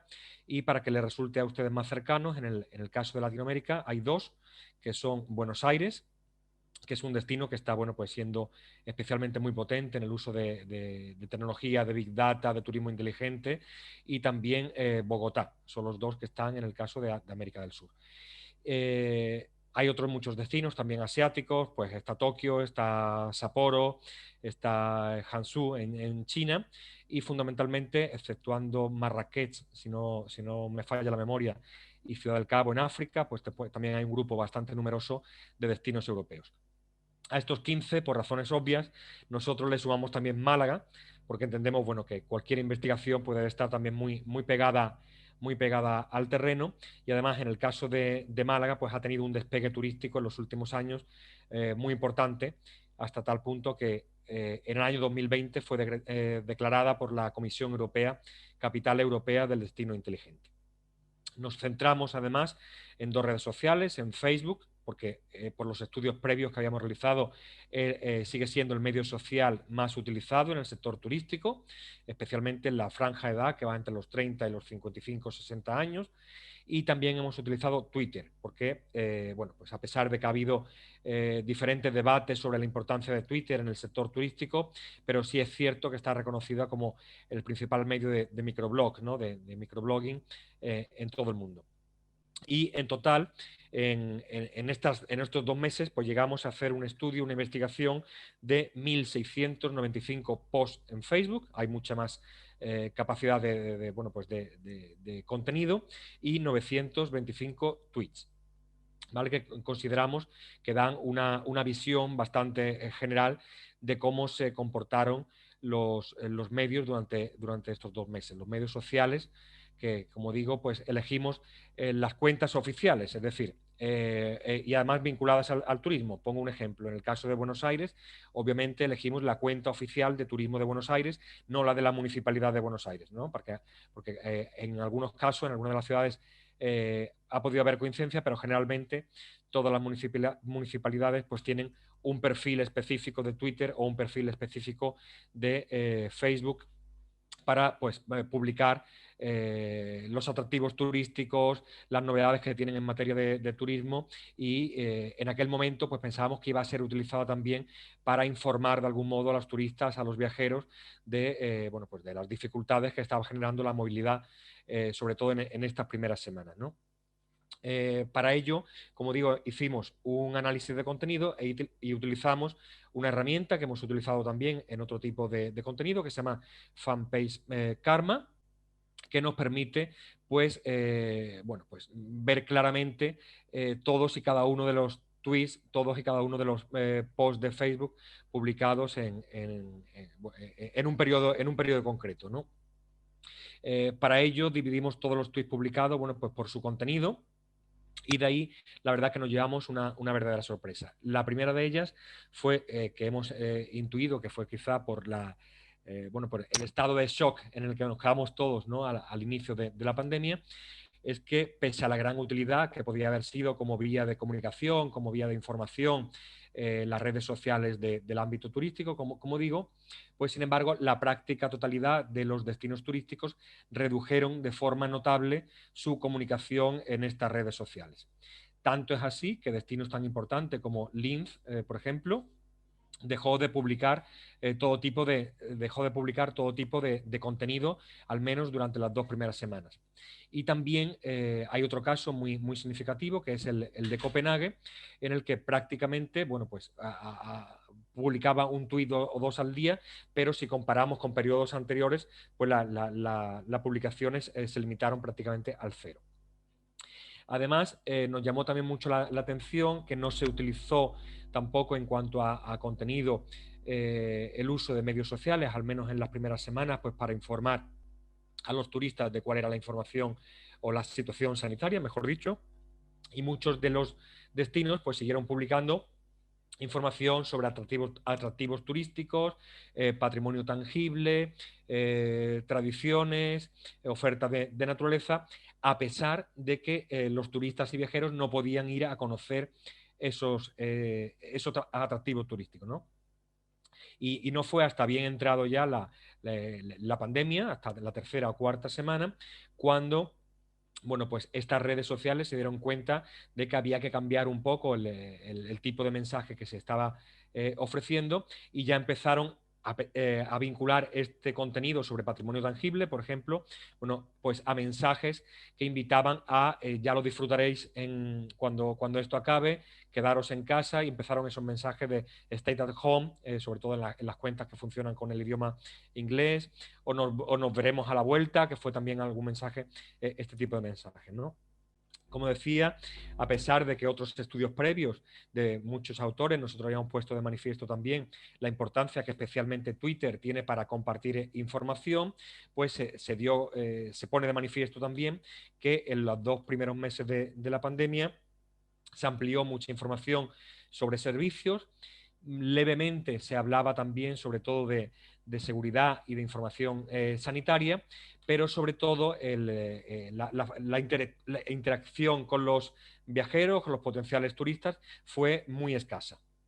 Es cierto, nosotros lo hemos demostrado, que casi todos los medios sociales en el ámbito turístico pecan todavía de falta de interacción, no responden a las preguntas que puedan hacer los viajeros, no terminan de dar soluciones a las dudas que puedan tener estos viajeros, sino que se limitan a informar, se limitan a convertirse en un canal de información, un canal de agenda, pero no sacan todo el potencial que pudieran tener. Pero en esta época de pandemia, pues aún menos apostaron por la interacción, ¿no? Y como digo, pues el nivel de respuesta ha sido bastante escaso. Por tanto, nosotros hemos llegado a la conclusión de que si bien, bueno, pues estamos en una situación, o hemos estado, sobre todo los primeros meses, en una situación muy complicada, que quizá pues todos hemos tenido que aprender a adaptarnos, los medios sociales de los destinos turísticos le costó mucho más, quizá por este shock, ¿no?, que muchos destinos quedaron noqueados. Actuaron mucho más por intuición que por estrategia. De hecho, nuestra conclusión es que no ha habido una verdadera estrategia de gestión de crisis, poniendo de manifiesto además, bueno, pues lo que siempre decimos cuando estudiamos estos temas, ¿no?, que una verdadera gestión de crisis se pone de manifiesta la importancia previamente a la crisis, ¿no? Tenía que haber habido unos modelos de gestión de crisis previamente, y aunque no hubieran tenido en cuenta pues, la importancia de una pandemia de esta categoría, pero si los destinos hubieran gestionado de alguna manera esta estrategia, habían podido responder mucho más rápidamente, ¿no?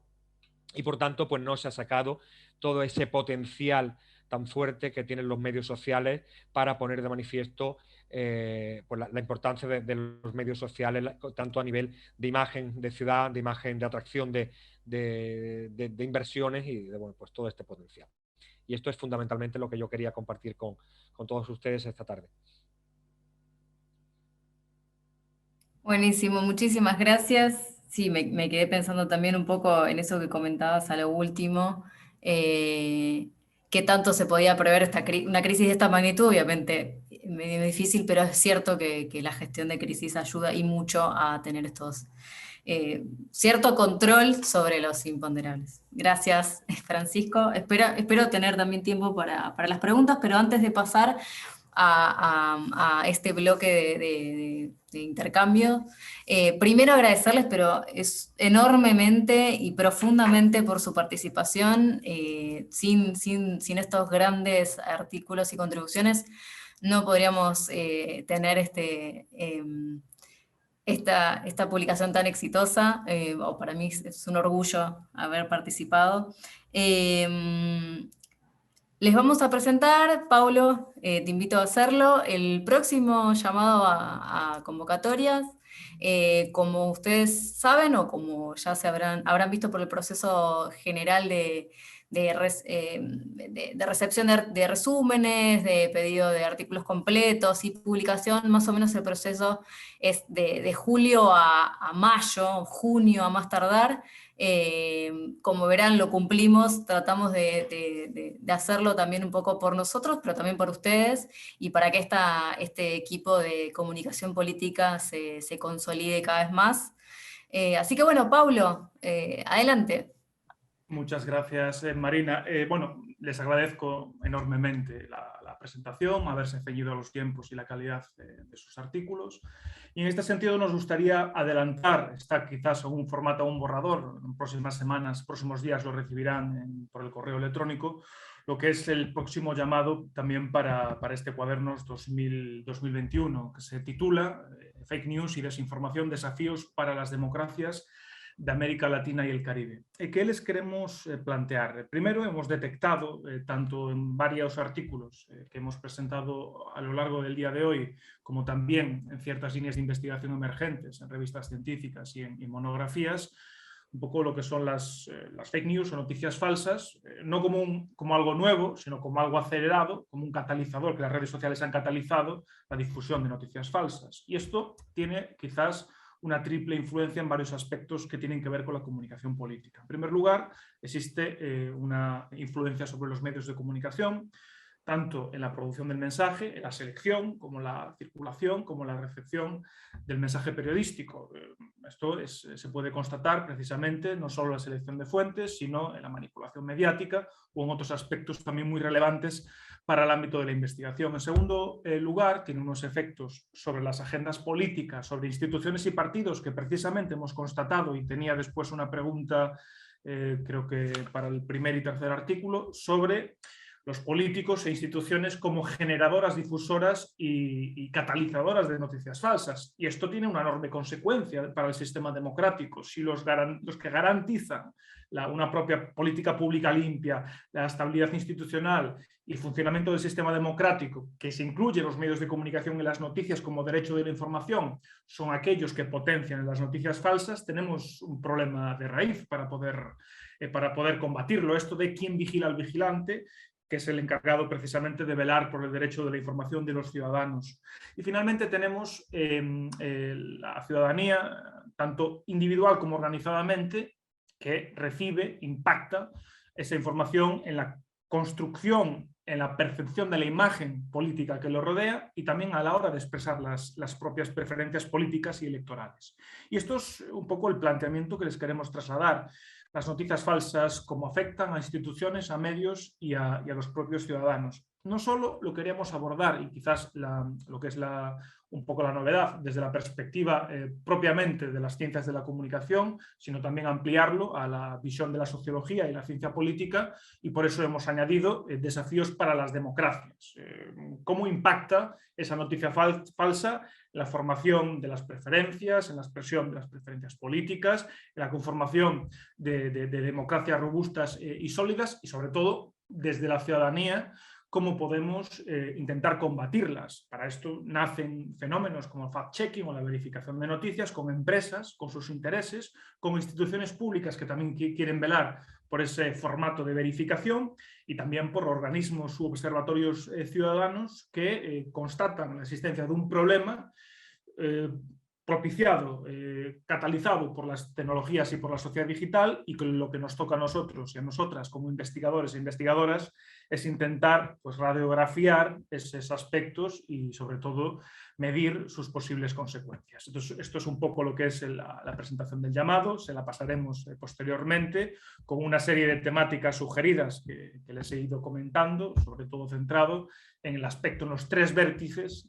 tanto epistemológicos como también prácticos, de lo que es la propia comunicación política. Estaremos deseosos de recibirlas, y desde luego que será para nosotros también un enorme reto hacer este nuevo cuaderno en el año 2021, para su publicación en el año 2022, y ojalá pues podamos vernos las caras presencialmente, y si no es así, bueno, seguiremos trabajando en este formato. Gracias, Pablo. Totalmente, coincido. No lo mencioné al principio, pero está claro el sentimiento y las ganas de conocerles a todos y todas. Es profundo, pero bueno, esperamos que por lo menos el año que viene se pueda realizar alguna instancia híbrida, ¿no? Para quienes no pueden acceder de todas maneras por otras cuestiones que no tienen que ver con esta pandemia.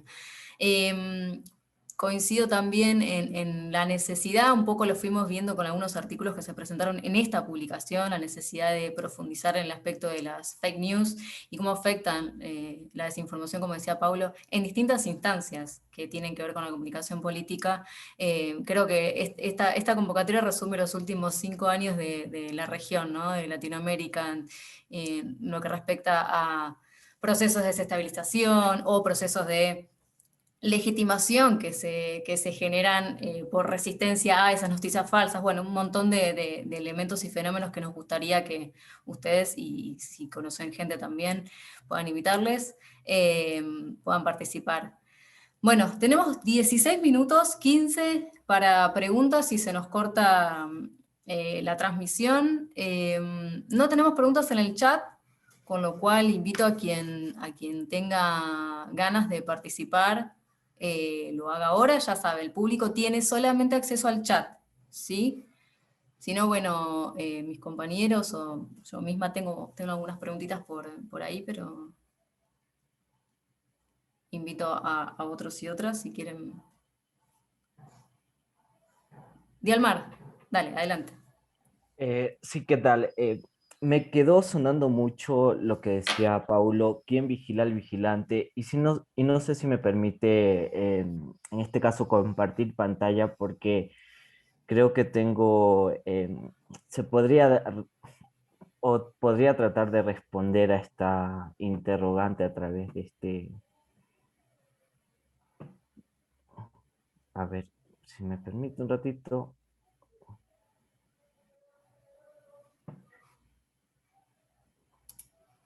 Ya. Si podemos observar esta fake news, la que principalmente dice, ahora el virus se mantiene en el aire, lo que no sabíamos hasta la semana pasada. En mi primera toma de palabra, creo que no destaqué tanto el tema del contexto. El contexto entre marzo y abril del 2020 en nuestro país era una crisis sanitaria y una crisis funeraria. Hubo un colapso de estos dos sistemas, principalmente en la ciudad de Guayaquil. Este mensaje que da el entonces ministro de Salud, Juan Carlos Ceballos, lo dijo en cadena nacional el sábado 28 de marzo. Entonces, si este mensaje sale desde la esfera gubernamental y es replicada por justamente algunos medios de comunicación que justamente vemos que es Ecuavisa la que replica, un medio hegemónico aquí en Ecuador, estamos hablando, y también algo que nos hacía profundizar sobre este tema de la instrumentalización política de las fake news dentro de los gobiernos, es que cuáles son los criterios de verificación que están teniendo estos gobiernos para contradecirse a sí mismos, porque aquí estamos viendo que si desde la esfera gubernamental nace un mensaje que luego digámoslo así, se viraliza y desde la misma esfera gubernamental están diciendo que es falsa, estamos viendo que ahí se va sustentando una de nuestras conclusiones, que no solamente se estaba deslegitimando los contenidos, que sí estamos diciendo que había circulación de noticias falsas en esos 2 meses, pero también había informaciones que se veían como verdaderas y nacían desde la misma esfera gubernamental como verdaderas, como legítimas, que ellos mismos, como había un protagonista que era un actor del gobierno y también con esta comunicación digital, también había que, es decir, había también los usuarios, iban deslegitimando estas informaciones del gobierno. En este caso vemos que tanto informaciones como desinformación desde la esfera de gobierno se decían que era falsa, como también otras informaciones, en este caso que nacían desde la misma esfera gubernamental, se exponían como esta falsa. Entonces vemos una instrumentalización para sostener un relato, un encuadre que te decía, si esta desinformación o este contenido específicamente no me está favoreciendo, lo etiquetamos como falso. Eso es la construcción de un macro que no es aislado en el gobierno ecuatoriano. También lo podíamos ver en las manifestaciones de octubre de 2019, en las protestas sociales, que utilizaban este relato de que este contenido no me favorecía, yo lo implementaba o lo etiquetaba como fake news o noticias falsas. Entonces, eso también, y yendo al interrogante o a la parte que decía Paulo, ¿quién vigila al vigilante? A la final, esa crisis de deslegitimar todo tipo de contenido también me está diciendo que los mismos actores del gobierno son los que, no sé si por ignorancia, sino por otros elementos que había que profundizar más, están construyendo un relato sobre las noticias falsas, pero ellos también están, en este caso, compartiendo estos mismos contenidos que son como de dudosas fuentes y todo este caso. Y exponiendo este ejemplo, ahora el virus se mantiene en el aire, lo que no sabíamos hasta la semana pasada. Entonces, en este caso también vemos cómo los actores del gobierno utilizan estos tipos de contenidos que si me favorece bien es legítimo, pero si no me favorece es falso. Eso nada más, gracias.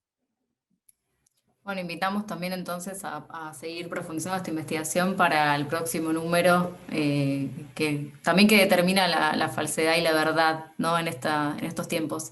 Mariano, ¿tenés preguntas?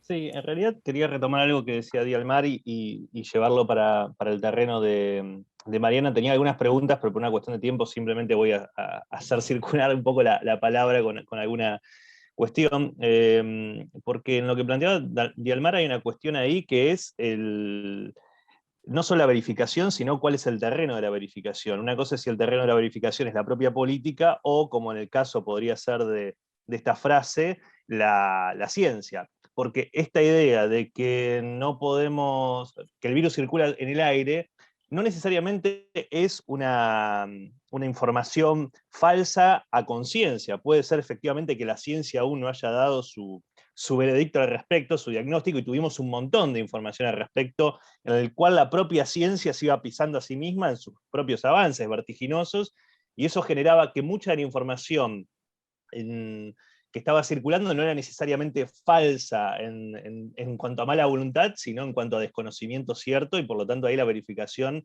excede. Pero quería ir a algo que planteaba Mariana, que me parecía muy interesante, porque yo recuerdo que justo había llegado a Brasil el día que los diarios titulaban en tapa el atentado a Bolsonaro, y lo que a mí me resultaba asombroso como argentino, quizá esto para otras latitudes no sea tal, era que lo que estaba en duda no era la información que brindaba el medio, sino el propio acontecimiento que era el atentado.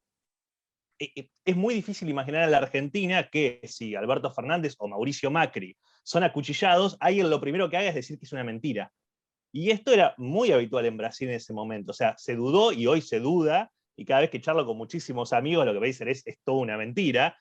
Pero entonces ahí ya el terreno no es tampoco dónde lo vamos a verificar, porque los medios están dando una información, y una información de un atentado que supuestamente sucedió. Bueno, esto lo planteaba para abrir un poco el juego hacia otro lado. Eso simplemente.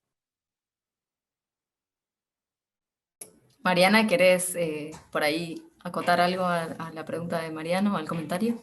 Sí, bueno, sí, esta cuestión de fake news es bastante delicada, porque esto, ¿cómo legitimamos quién va a decir si esto es verdad o no? Entonces, ¿quién es que va a legitimar algo? ¿Desde qué lugar? Entonces, es muy complicado, como Mariano dijo, en Brasil vivimos cuestiones que acontecimientos son cuestionados. Como esto que pasó, que ahora volvió porque está ingresado en un hospital, que son polémicas, ¿no? Son polémicas que van y vuelven. O sea, dura un cierto tiempo, ya se agotó, se saturó esta polémica, bueno, vamos a otra. Hasta que después de mucho tiempo regresa a una primera para, no sé, casi como hacerla renacer, algo así. Pero la cuestión también es complicado que, digo del ejemplo del caso de Brasil específicamente, ¿no? Cada país va a funcionar de una manera. Pero nosotros teníamos, por ejemplo, nuestro propio Ministerio de la Salud, la página recomendaba un kit de medicamentos que la ciencia decía que no funcionaba. O sea, el Ministerio de la Salud, que supuestamente legítimo para hablar de estos temas, tenía una posición que va a legitimar algo que es falso, como si medicamentos, que es para, no sé cómo se dice, estos bichitos del pelo que hay en niños, yo no sé cómo se dice. ¿Piojos? Como si estos piojos, gracias, piojos. Como si esto fuera un tratamiento para COVID, y hay personas que entraron en trasplantes de riñones porque se tomaban esto preventivamente todo el año. Por otro lado, tenemos también una mezcla, por ejemplo, que en Brasil tenemos médicos que son negacionistas. Y hay una mezcla en la opinión pública de que, bueno, el discurso científico, el discurso de la ciencia es el verdadero. Pero como Mariano dijo, la ciencia estamos descubriendo. O sea, un momento intentamos, viene un otro grupo, bueno, no es bien así, es de otra manera, entonces se contradice y va marcando estos pasos. Y cuando hablamos del discurso médico, por lo menos en Brasil, hay una confusión de que el discurso médico sería el discurso de la ciencia, cuando en realidad no es. El discurso médico viene de un lugar y de la ciencia viene de otro. O sea, es muy complicado este planteo que fue hecho de quién vigila el vigilante y quién va a legitimar las fake news, es muy complejo hoy en día. porque tenemos las formaciones ideológicas, formaciones discursivas y las capturas ideológicas, que va a pasar por todas las partes, y hay mucha confusión, porque estamos viviendo en el medio de lo que está pasando. No sé si contribuye mucho, pero me parece difícil todo. Gracias, Mariana. Es súper difícil, sobre todo ahora que les voy a avisar que se está por cortar en 3 minutos. En realidad me acaban de pedir que corte ya para que dé inicio a la próxima comisión. Las contribuciones, las preguntas, las articulaciones que se me ocurren son varias. Me encantaría quedarme conversando. Si esto fuese presencial se podría hacer. Pero bueno, los invito, tienen mi mail, si quieren hacer armar un grupo de debate, discusión, seguir charlando, más que bienvenidos y bienvenidas. Para mí sería un placer seguir escuchándolos y leyéndolos. Desde mi parte, agradecerles nuevamente. Esperamos contar para la próxima edición con sus contribuciones. Como vimos, ya muchos y muchos están orientados hacia la temática específica que vamos a sacar en nuestro próximo cuaderno. Así que bueno, después les compartimos, como decía Paula, un poco el cronograma oficial, pero es más o menos el mismo que manejamos este año, julio-agosto para el lanzamiento, en octubre, más o menos principios de octubre, perdón, el resumen. Luego hacemos las evaluaciones, las devoluciones, y ya para enero pedimos un artículo completo. Gracias a todos y todas, placer nuevamente, perdonen que les repita esto, pero sinceramente sin ustedes no podríamos estar haciendo esto, así que gracias.